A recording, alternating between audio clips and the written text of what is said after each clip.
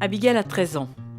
Elle habite à l'ouest du Kenya, dans le district de Teso, juste à la frontière de l'Ouganda. C'est une région magnifique. Mais cette image idyllique est en fait trompeuse. Le travail des femmes en milieu rural est très dur et celui des hommes également.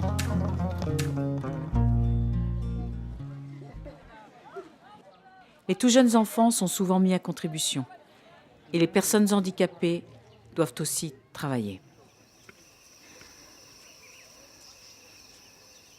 Dans ce contexte d'extrême pauvreté, l'espoir d'un avenir meilleur passe par l'école. Même si, depuis 10 ans, l'école primaire au Kenya est gratuite pour tous les enfants, dans cette région, ils apprennent dans des conditions difficiles.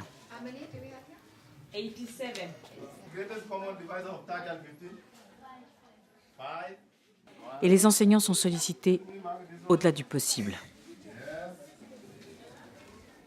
La vétusté des locaux, l'état de délabrement des infrastructures sont de vrais obstacles au travail des enseignants et à la réussite des élèves.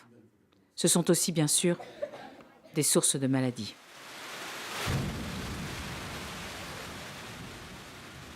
Au cours des fréquents orages, le dortoir des filles est systématiquement inondé et donc difficilement habitable.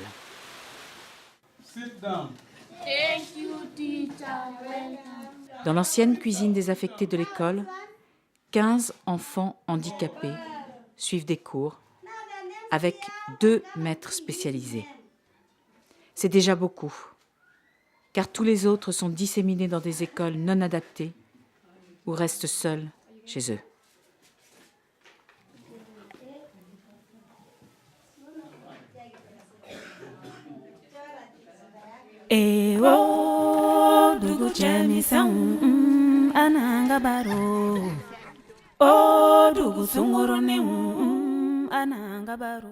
Cette année, le Don du Cœur s'engage à rénover 10 classes de 2 écoles publiques. Cela veut dire refaire le dallage des sols en ciment, poser des fenêtres, blanchir les murs, à réhabiliter le dortoir des filles et à démarrer dès le mois prochain par la construction du premier centre pour enfants handicapés de la région.